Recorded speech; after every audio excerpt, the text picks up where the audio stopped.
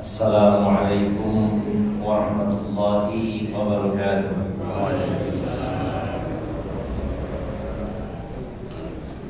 Innal hamdalillah nahmaduhu wa nasta'inuhu wa nastaghfiruh wa na'udzu billahi min shururi anfusina wa min sayyiati a'malina. May yahdihillahu fala mudilla lahu wa may yudlil fala hadiya lahu. Asyhadu an la ilaha illallah wahdahu la syarika lahu wa asyhadu anna Muhammadan 'abduhu wa rasuluhu la nabiyya ba'dahu. Allahumma salli wa sallim wa barik ala nabiyyina Muhammadin wa ala alihi wa sahbihi ajma'in. Wa qala Allah ta'ala fi kitabihil karim, ya ayyuhalladzina amanu taqullaha haqqa tuqatih wa la tamutunna illa wa antum muslimun, amma ba'd. Bapak-bapak dan ibu-ibu jamaah Masjid Al-Ikhlas yang dirahmati Allah Subhanahu wa taala. Alhamdulillah, kita sangat bersyukur kepada Allah Subhanahu wa taala pada pagi hari ini diperkenankan oleh Allah Subhanahu wa taala berkumpul di dalam majelis ilmu, bertemu dengan saudara-saudara seiman, dan juga bersama-sama dalam rangka saling menguatkan dan saling nasihat-menasihati di dalam kebaikan dan di dalam kesabaran.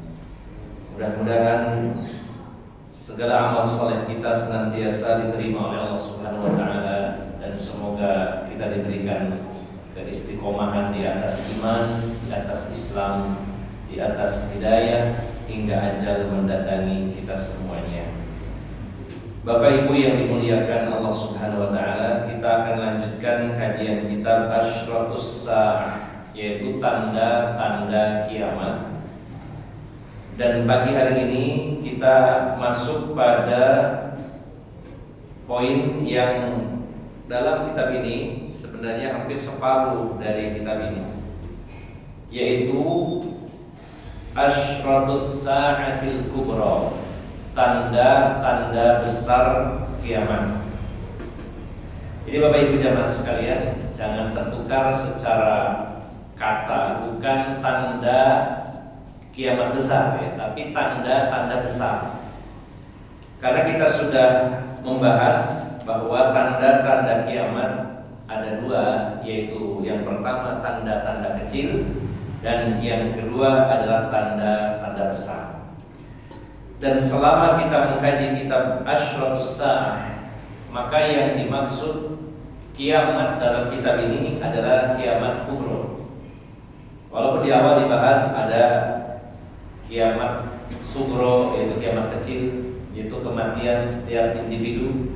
Kemudian juga ada bahkan yang membaginya menjadi tiga. Yang kedua itu kiamat pertengahan, yaitu hilangnya satu generasi, ya, binasanya satu generasi, bukan perorangan tapi kematian massal, namun tidak menyeluruh di seluruh dunia. Dan ada yang disebut kiamat besar, hancurnya alam semesta dan matinya seluruh makhluk Allah Subhanahu wa taala, baik itu manusia, bangsa jin, binatang, tanaman, bangsa malaikat, bahkan benda-benda langit yang bersinar seperti matahari dan bintang, semuanya akan dipadamkan oleh Allah Subhanahu wa taala. Maka pembahasan dalam kitab ini fokus pada kiamat kubro, yaitu hancurnya alam semesta ini. Dan kita sudah membahas tanda-tanda kecil, yaitu kurang lebihnya kemarin kita membahas sudah 57 ya. 57 tanda kecil.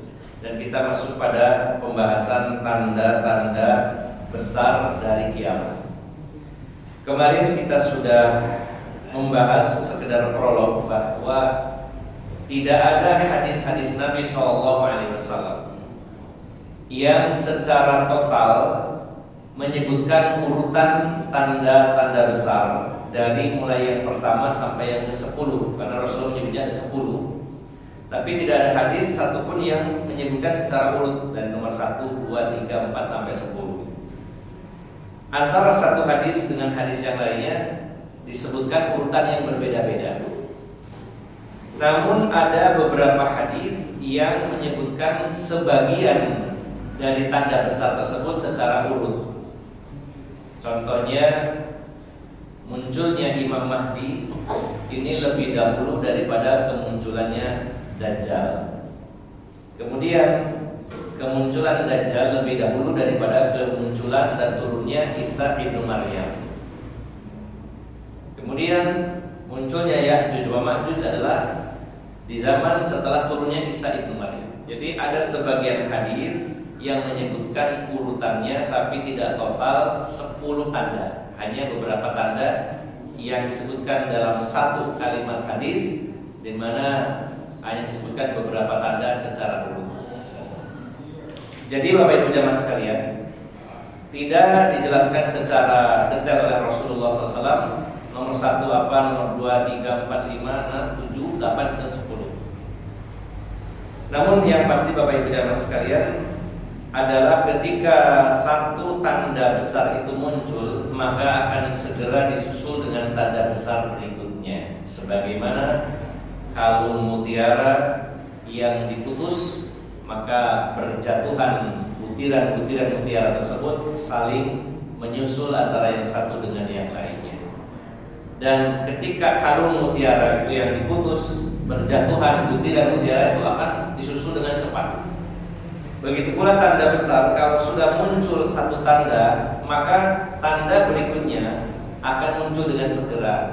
Dan ini ketika habis tanda-tanda tersebut, maka terjadilah kiamat kubra atau kiamat besar. Baik Bapak Ibu jamaah sekalian, kita masuk pada poin yang pertama. Al-Faslul Awal, pasal pertama, Al-Mahdi, itu tentang Imam Mahdi.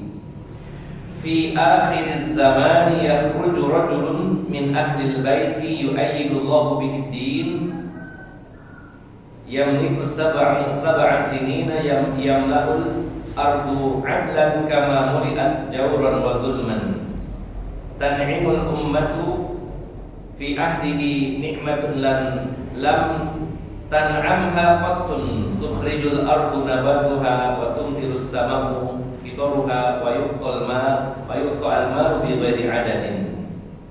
Di akhir zaman ini, seperti yang sering saya sampaikan, bahwa penulis kitab ini, Syekh Yusuf Al-Wabil, sebelum menyampaikan dan menulis hadis-hadis atau dalil-dalil dari kitab yang beliau bahas, beliau memberikan prolog dengan perkataan beliau. Dia mengatakan, di akhir zaman akan muncul seorang laki-laki dari Ahlul Bait, keturunan Nabi SAW, di mana Allah akan menguatkan dan memenangkan agama ini dengan kehadirannya, dengan sebab kehadirannya. Kemudian dia akan berkuasa selama 7 tahun lamanya, di mana bumi saat kekuasaannya akan dipenuhi dengan keadilan sebagaimana sebelumnya dipenuhi dengan kezaliman. Dan umat Islam akan merasakan berbagai macam kenikmatan di zamannya, di mana kenikmatan ini belum pernah dirasakan sepanjang sejarah umat Islam sebelumnya. Sejak diutusnya Rasulullah Muhammad SAW sampai hari kiamat, maka puncak masa kejayaan, masa keemasan, makmurnya kaum muslimin paling tinggi adalah di zamannya Imam Mahdi. Dan pada saat kemunculannya dan beliau berkuasa, maka bumi ini mengeluarkan tanaman-tanaman. Maksudnya mengeluarkan di sini artinya tanaman-tanaman itu akan sangat subur. Dan nanti kita akan bahas bagaimana detailnya kondisi alam dunia waktu Imam Mahdi memimpin kaum muslimin di seluruh dunia.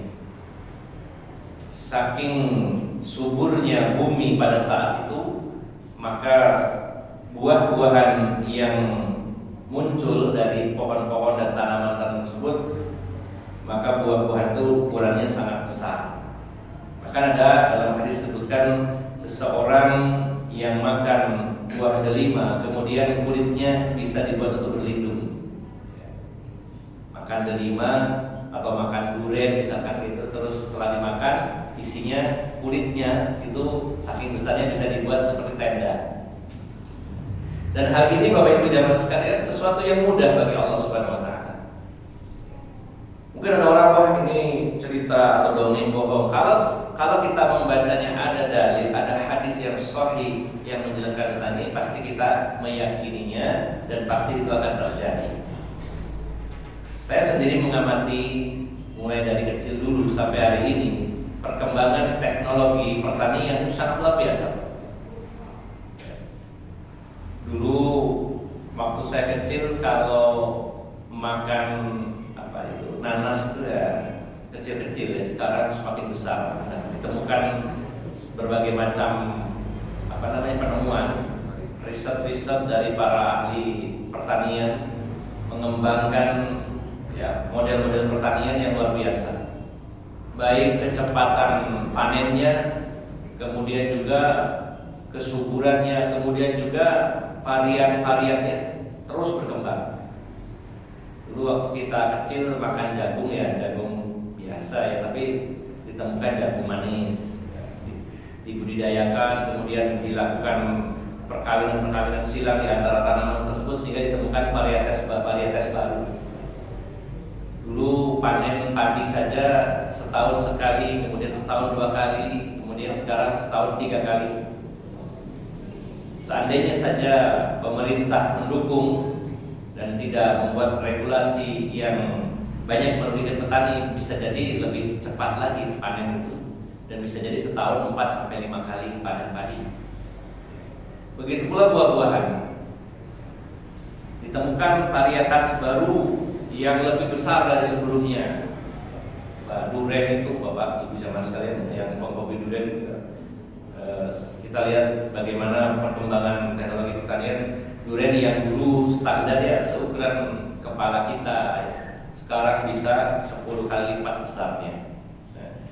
Maka apa yang disampaikan oleh Rasulullah SAW di akhir zaman nanti, di saat Imam Mahdi memimpin, bahwa bumi akan mengeluarkan tanaman-tanaman dan sangat subur, kemudian juga akan ada buah-buahan yang sangat besar, dan juga termasuk hewan-hewan ternak akan sangat gemuk, kemudian sapi, perah, kemudian kambing, etawa dan lain-lain menghasilkan susu yang sangat melimpah. Pada intinya di dalam prolog ini penulis menyatakan bahwa di akhir zaman itu nanti akan muncul seorang lelaki dari kalangan Ahlul Bait, keluarga Rasulullah SAW, dan dengan sebab kehadirannya memimpin dunia Islam, agama Islam menjadi kuat. Kemudian berkuasa selama 7 tahun dan bumi dipenuhi dengan keadilan, sebelumnya penuh dengan kezaliman. Kemudian bumi akan mengeluarkan tanamannya dan langit akan menurunkan hujan dengan deras, dan hujan ini adalah hujan yang baik, bukan hujan musibah. Dan juga akan diberikan harta dengan tanpa hitungan, melimpah ruah, makmur. Ya. Jadi ini keadaan setelah mengalami beberapa fase, diawali dengan banyaknya peperangan bersama Imam Mahdi, kemudian setelah itu Islam dimenangkan dan kemakmuran akan merata di seluruh permukaan bumi. Qala Ibnu Katsir rahimahullah, berkata Imam Ibnu Katsir rahimahullah dalam kitabnya Al-Bidayah wan Nihayah. Jadi beliau ada salah satu kitab yang berjudul Al-Bidayah wan Nihayah, dari awal hingga akhir begitu ya kalau diterjemahkan. Dan ada subbab yang termasuk di dalamnya bab ini pembahasan tentang kiamat, yaitu al-fitan wal malahim. Jadi dari potongan dari kitab Al-Bidayah wan Nihayah itu ada subbab kitab yang diberi judul Al-Fitan wal Malahim, fitnah-fitnah dan pertempuran-pertempuran di akhir zaman. Maka Imam Ibnu Katsir berkata, fi zamanihi takunu tsamaru katsiratun wazuru'u ghaziratun wal malu wafirun was-sultanu qahirun wad-dinu qaimun wal ajubu raghimun wal khairu fi ayyamihi daimun. Kata beliau Imam Ibnu Katsir, di zaman Imam Mahdi ini buah-buahan sangat banyak, melimpah ruah, dan tanaman-tanaman sangat subur, berbagai jenis tanaman, dan harta juga melimpah. Dan sultan maksudnya kekuasaan kaum muslimin qahir, artinya kuat. Kekuasaan kaum muslimin sangat kuat di tengah-tengah kancah dunia, bahkan menguasai dunia. Dan agama akan ditegakkan, agama Islam akan menjadi agama yang sangat besar, tegak, dan mengalahkan seluruh agama ini. Kemudian musuh dalam keadaan tunduk kepada Islam, kepada kaum muslimin, dan kebaikan selalu ada setiap harinya selama kepemimpinan dan kemunculan dari Imam Mahdi. Ini prolog dari penulis. Kemudian Bapak Ibu jamaah sekalian yang dimuliakan Allah Subhanahu wa taala, polemik yang sering muncul pada saat ini adalah banyaknya orang yang mengaku dirinya sebagai Imam Mahdi.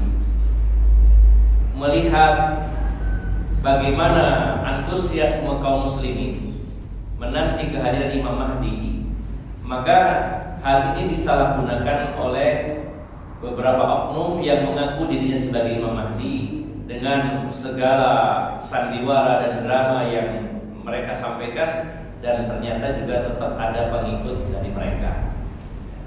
Maka Bapak Ibu jamaah sekalian yang dimuliakan Allah Subhanahu wa taala, bagi orang-orang yang berilmu, maka tidak samar siapa Imam Mahdi itu, bagaimana cirinya, siapa atau bagaimana profil beliau, kemudian apa yang beliau lakukan, apa yang beliau alami. Bagi orang-orang yang berilmu tidak akan tertipu. Karena pada faktanya ketika muncul seseorang mengaku Imam Mahdi, banyak yang langsung percaya dan mengikutinya. Bapak bisa nanti buka di YouTube ya, Imam Mahdi yang dari Indonesia, banyak yang. Salah satunya saya pernah lihat tayangannya, orang mengaku sebagai Imam Mahdi dan itu pengikutnya lumayan banyak. Dibaiat di depan Monas, bukan di depan Baitullah gitu ya.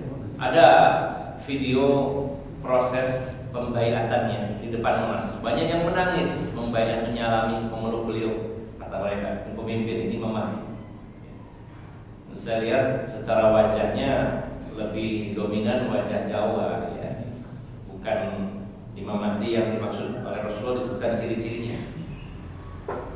Dan sampai para pengikutnya begitu mencintainya, kemudian berdiri di panas-panas saja dipayungi gitu, dan mengaku sebagai Imam Mahdi. Namun sebenarnya lebih pantas dipanggil Imam Mukidi gitu ya, bukan Imam Mahdi ya, dari Jawa.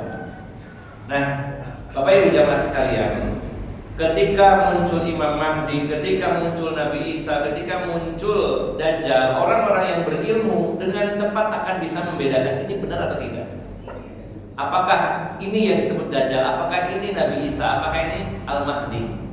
Maka dari itu Bapak Ibu jamaah sekalian, itulah pentingnya kita belajar, pentingnya kita mengkaji salah satunya kitab Asyratus Sa'ah ini. Barangkali Allah memberikan umur panjang kepada kita dan bertemu dengan Imam Mahdi dan tidak tertipu. Karena banyak orang-orang yang mengaku sebagai Imam Mahdi, tentunya ketika banyak yang percaya, banyak pengikutnya, maka keuntungan bagi dia. Di sisi lain, karena banyaknya yang mengaku Imam Mahdi, ada di antara kaum muslimin, bahkan itu bisa jadi seorang ustadz atau para dai yang mendoifkan hadis-hadis Imam Mahdi sehingga menolak hadis-hadis tentang Imam Mahdi dengan alasan kalau hadis itu dipegang nanti banyak orang yang mengaku Imam Mahdi.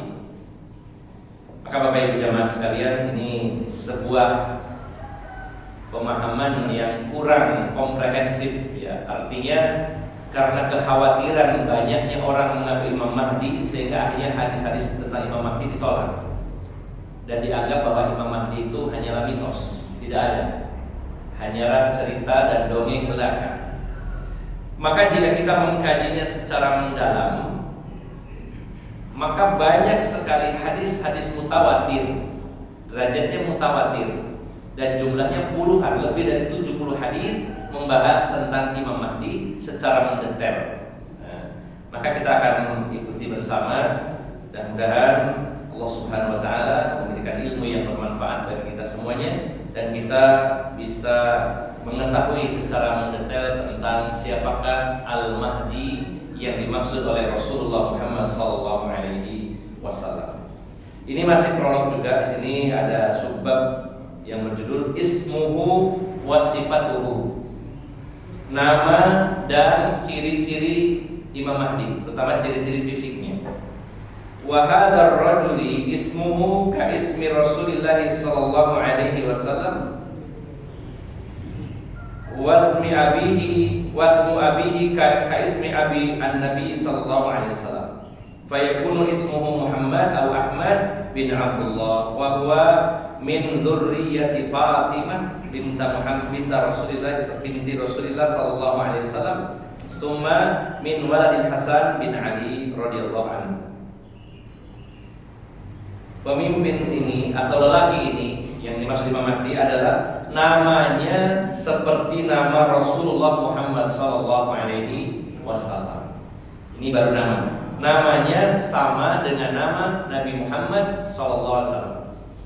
Dan nama ayahnya sama dengan nama ayah Rasulullah Muhammad sallallahu alaihi wasallam. Maka nama Imam Mahdi itu adalah Muhammad atau Ahmad. Dan ayahnya bernama Abdullah sebagaimana ayah Rasulullah sallallahu alaihi wasallam. Tapi Bapak Ibu jamaah sekalian, kalau sekedar nama Muhammad, pasti banyak orang yang bernama Muhammad pada hari ini. Kemudian kalau dikuatkan lagi, wah kalau begitu Muhammad tapi bapaknya harus namanya Abdullah.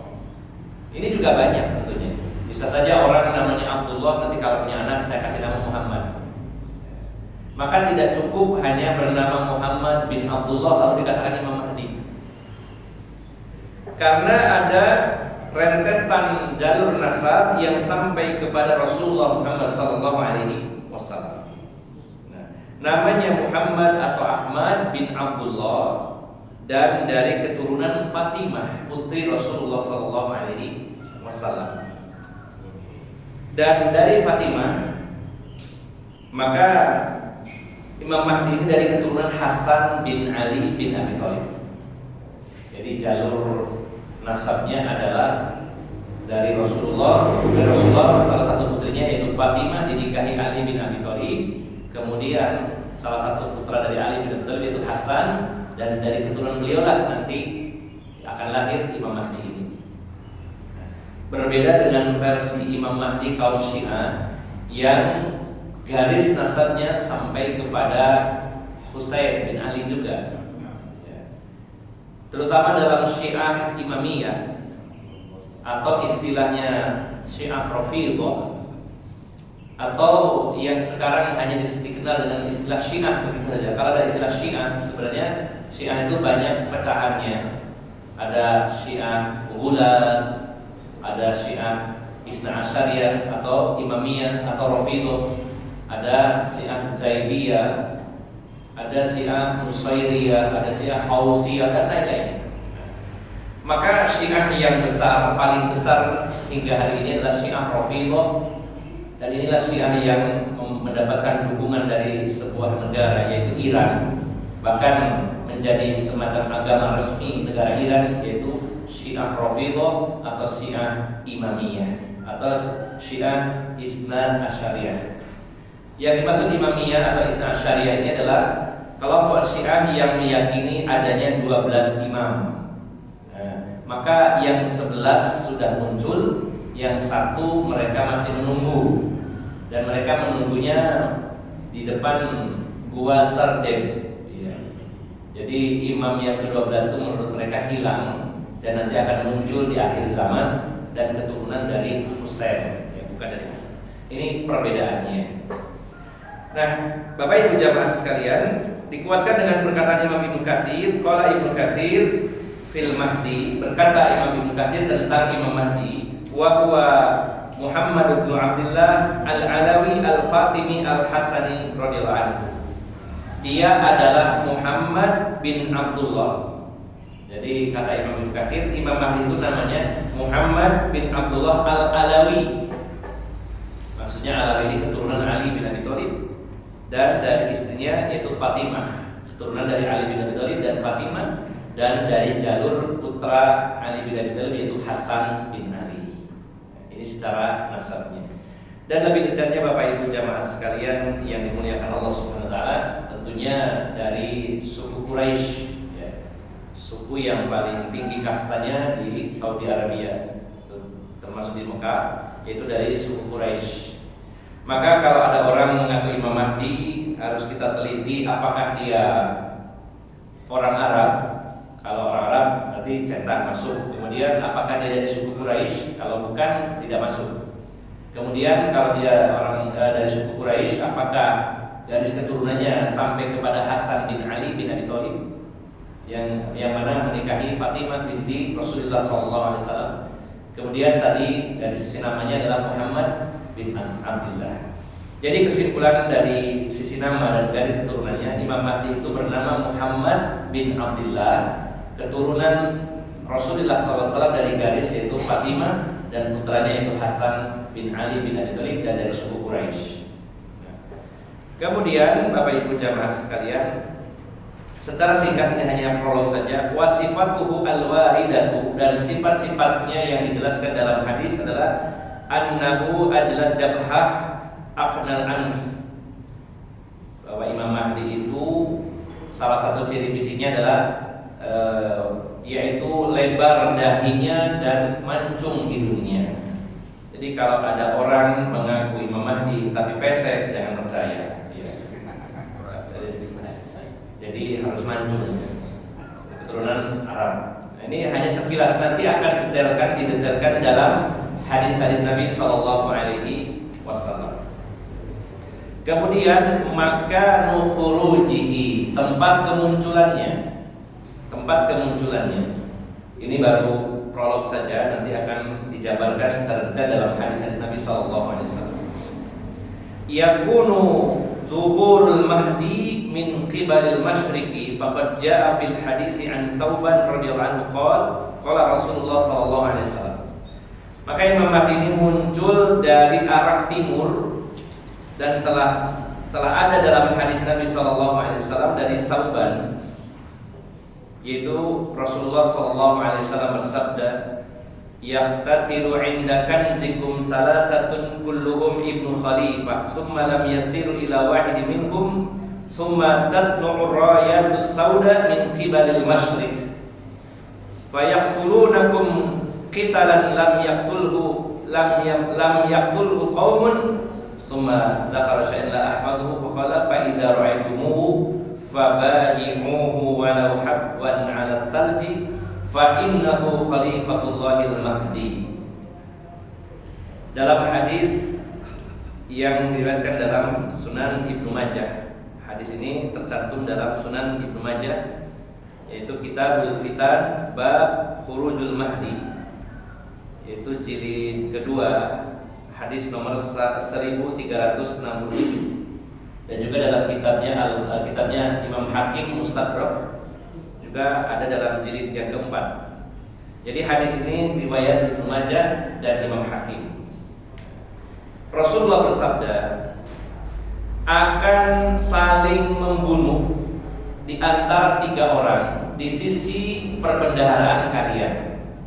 Akan terjadi peperangan, saling membunuh antara 3 orang, di mana kejadiannya berada di sisi Ka'bah, yaitu di sisi Baitullah, yaitu yang dimaksud kanzikum di sini adalah perbendaharaan kalian, maksudnya adalah dekat dengan Baitullah Ka'bah. Akan terjadi perang saudara antara 3 orang yang semuanya putra khalifah. Jadi ada 3 putra raja. Mungkin sebenarnya ini adalah putra-putra mahkota di Saudi Arabia. 3 orang ini, 3 putra khalifah ini akan saling berebut untuk menjadi raja, menjadi khalifah, jadi pemimpin. Namun tidak ada satupun dari ketiganya yang berhasil mendapatkan kekuasaan itu. Rebutan tapi tidak dapat. Jadi sering terjadi perebutan kekuasaan antar saudara. Inilah karakter manusia, walaupun sesama saudara rebutan. Jangankan kerajaan, ya, kadang warisan saja rebutan. warisannya nggak seberapa, hanya tanah, rumah, mobil, ya. Jadi pecah seduluran. Jadi nggak wow-wowan, nggak rukun. Saya tuh pernah nyari rumah kontrakan, kemudian rumahnya masih sengketa antara dua bersaudara. Jadi seorang bapak ibu, suami istri, punya anak dua laki-laki. Kemudian ibu bapaknya sudah meninggalkan rumah. Itu rebutan. Ya, ketika diputuskan oleh pihak RT setempat dan perangkat desa, wis dibagi dua aja, aman, nggak usah rebutan. Nah, akhirnya yang nempatin adiknya, kakaknya nggak terima. Begitu kalau dibagi dua, sampai kok nempatin di situ, nggak terima. Akhirnya adiknya pergi juga, jadi kosong. Makanya mau dikontrakan ke saya. Jadi rumah ini kosong, dan ditempati dua orang. Sempat ditempati dua orang, gegeran terus. Ditempati salah satunya, yang satunya nggak terima, bingung.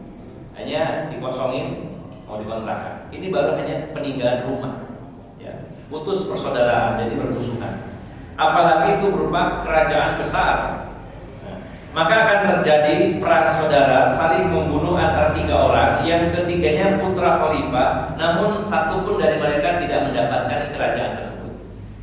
Maka saat terjadi perebutan kekuasaan ini, muncullah yaitu royah Panji As-Sauda, panji hitam dari arah timur. Lalu pasukan dari arah timur ini akan melakukan satu pertempuran yang pertempuran itu tidak pernah terjadi sebelumnya. Hebatnya pasukan ini dengan pertempuran yang sangat luar biasa. Maka pasukan yang membawa panji hitam ini adalah pasukan yang menjadi pendukung dari Al-Mahdi.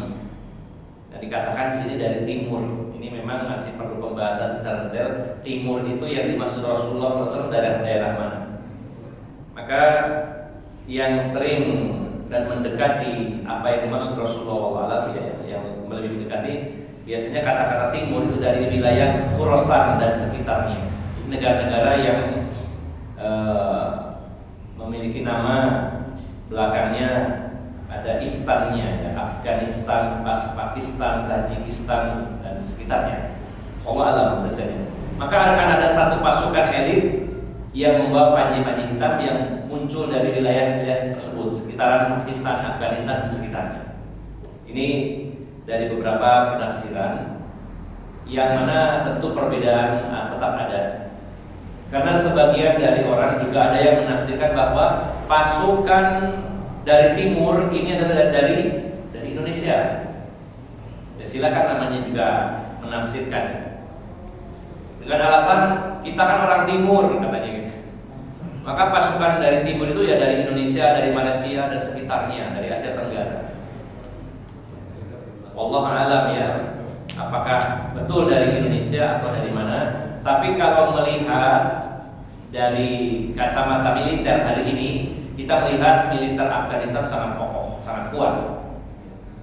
Bagaimana pasukan Taliban yang dengan izin Allah Subhanahu wa taala bisa mengusir dulu Rusia, kemudian Amerika. Ini bukan perkara remeh Bapak Ibu jamaah sekalian. Dulu memang pernah dijajah oleh Rusia, kemudian akhirnya Rusia juga hengkang dari Afghanistan. Kemudian setelah itu dilanjutkan oleh pesaingnya yaitu Amerika dan sekutunya, dan juga tidak bisa menguasainya. Nah, maka kemampuan militer dari pasukan Afghanistan luar biasa. Apalagi sekarang setelah kemenangannya, maka level dari kualitas militer mereka menaik sangat tajam, menaik sangat drastis. Kalau Bapak Ibu jamaah sekalian membuka di YouTube atau di browsing gitu ya, bagaimana pasukan Taliban 20 tahun yang lalu dengan sekarang, dari sisi kostumnya sudah beda jauh. Kalau dulu pakaiannya pakai jubah, kemudian pakai sorban begitu. Tapi hari ini mereka bisa menyamai pasukan-pasukan elit di dunia, bahkan melampaui. Dari sisi kostumnya saja sudah pasukan-pasukan elit luar biasa. Nah, wallahu alam timur yang benar mana, namun yang mendekati adalah wilayah tadi. Ya, wilayah Khurasan. Khurasan ini diantaranya adalah Pakistan, Afghanistan dan lain-lain. Bahkan ada yang menafsirkan Royatus Sauda, yaitu panji-panji hitam, sampai ada yang menafsirkan bahwa itu adalah pesawat-pesawat tempur Pakistan karena memang catnya berwarna hitam, ya, yang jumlahnya juga ribuan.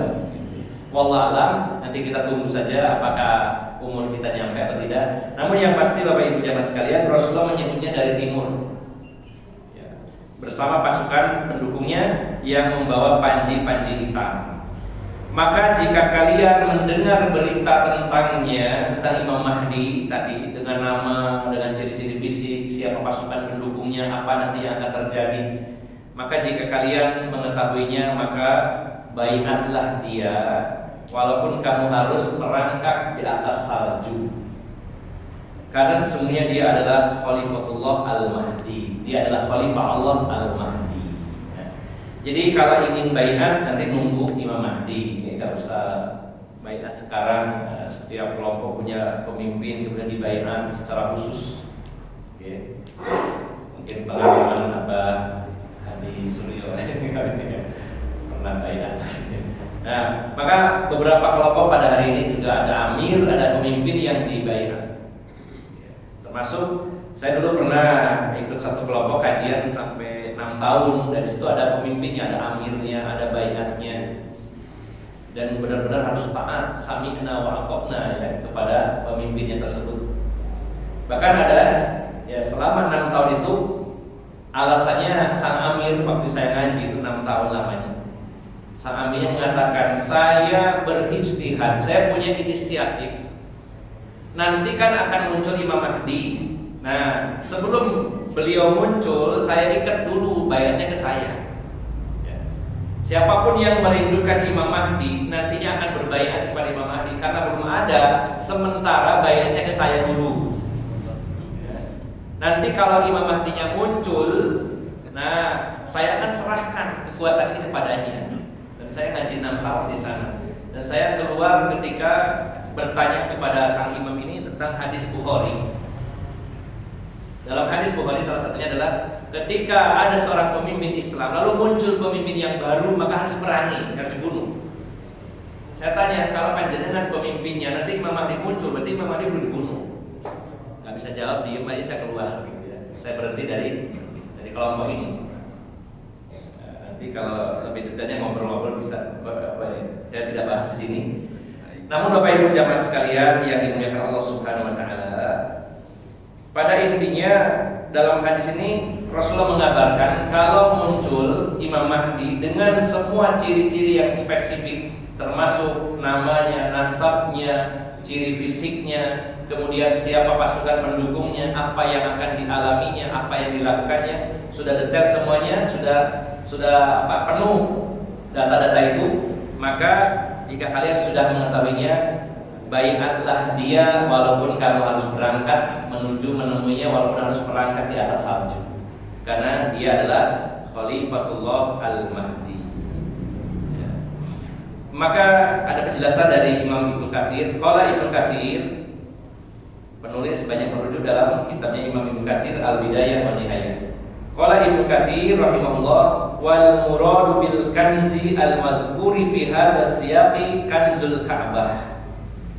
Berkata Imam Ibnu Katsir, yang dimaksud dengan kanzun, ya, yaitu tadi hadisnya akan terjadi perang saudara di sisi perbendaharaan kalian. Yang dimaksud perbendaharaan kalian adalah yaitu Al-Ka'bah, dekat dengan Ka'bah. Kejadiannya perang saudara dan 3 orang putra mahkota ini kejadiannya adalah dekat dengan Ka'bah, artinya di Saudi Arabia, bukan di tanah Jawa atau di Indonesia.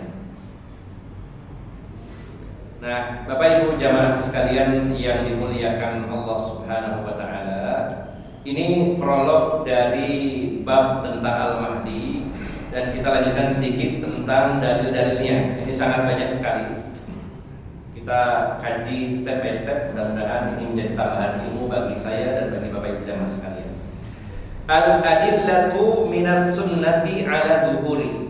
Dalil-dalil dari sunnah, maksudnya dari hadis-hadis Nabi SAW akan kemunculan Imam Mahdi.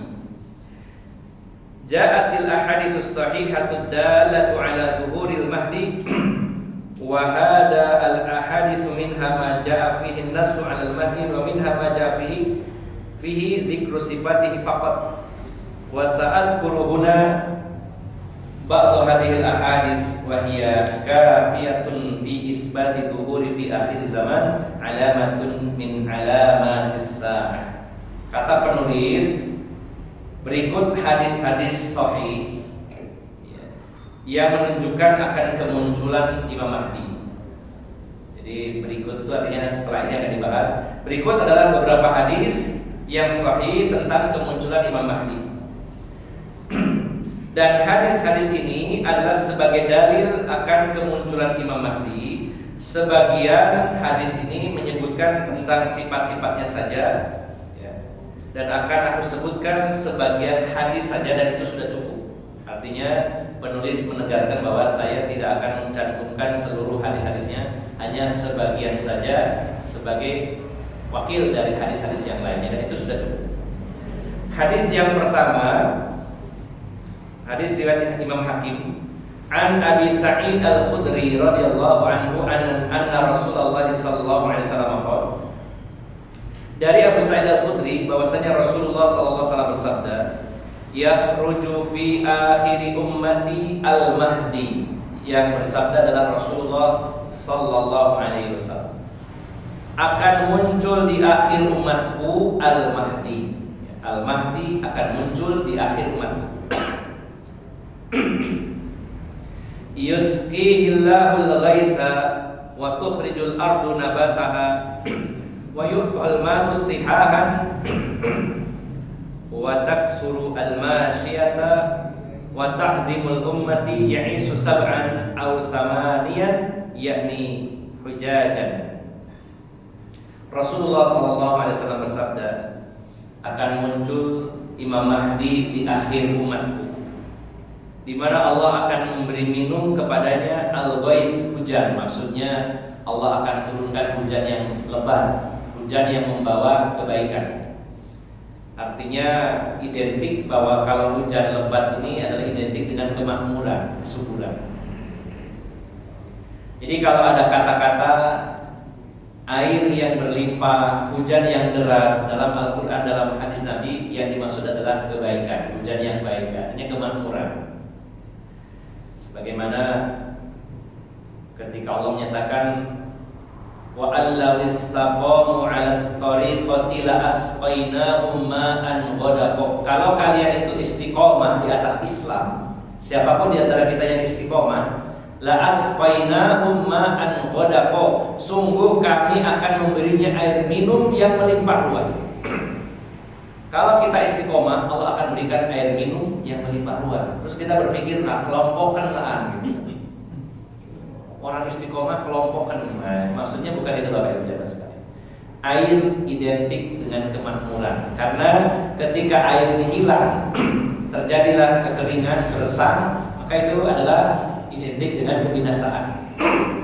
Jadi Bapak Ibu jamaah sekalian, Rasulullah menyatakan, ketika Imam Mahdi muncul ini, Allah memberikan air minum yang melimpah, dan bumi mengeluarkan tanamannya, dan harta akan merata di tengah-tengah kaum muslimin, dan juga akan sangat banyak binatang ternak, dan umat Islam akan sangat diagungkan, jadi mulia posisinya. Dan Imam Mahdi ini akan hidup memimpin kaum muslimin, yaitu 7 atau 8 tahun, ya, sebutkan 7 atau 8 tahun, yakni 7 atau 8 kali ibadah haji. Ini satu hadis yang menjelaskan secara global bahwa ketika Imam Mahdi muncul ini, keadilan merata, kemakmuran juga merata. Bapak Ibu jamaah sekalian, saking meratanya harta di zaman beliau, dan semua orang menjadi orang kaya, sampai pada saat itu orang tidak ada yang mau menerima sedekah, bahkan berupa emas yang dibawa keliling oleh seseorang untuk disedekahkan, semuanya menolak, tidak butuh. Berbeda dengan hari ini, yang keliling adalah orang yang minta sedekah. Kalau nanti di zaman Imam Mahdi, keliling itu ngasih sedekah nggak ada yang mau. Nah, perbedaannya begitu. Di masa kepemimpinan Imam Mahdi dengan kepemimpinan Imam Muqidi, itu bedanya, gitu ya. Perbedaannya jauh. Jadi Bapak Ibu jamaah sekalian, kemakmuran merata di tengah-tengah masyarakat.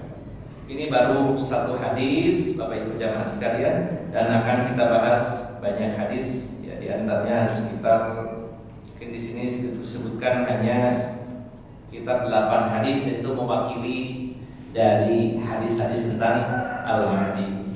Baik Bapak Ibu jamaah sekalian, saya kira cukupkan sampai di sini dan saya simpulkan kajian pada pagi hari ini bahwa di antara tanda besar kiamat yang pertama adalah tentang kemunculan Al-Mahdi, yang mana namanya adalah nama seperti Rasulullah SAW dan nama ayahnya seperti nama ayah Rasulullah SAW.